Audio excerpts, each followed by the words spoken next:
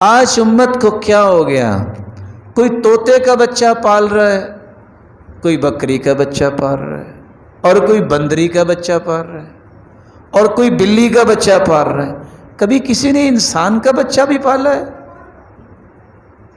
حدیث کہتی ہے انا وکافل الیتیم کہاتین فی الجنہ، جو کسی یتیم جس کا باپ فوت ہو گیا بلوغت سے پہلے، اس کے سر پہ ہاتھ رکھتا ہے، اس کی کفالت کرتا ہے، لوگوں قیامت کے دن جنت میں میرے ساتھ اس طرح کھڑا ہوگا جیسے یہ 2 انگلیاں۔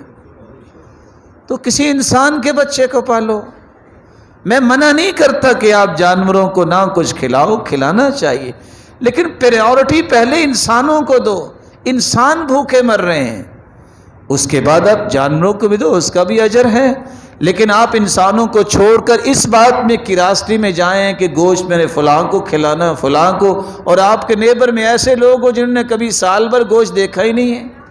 اس لیے اشرف المخلوقات انسانوں کی ذمہ داری اٹھانا یہ جنت میں اللہ کے رسول کی رفاقت کا باعث ہے۔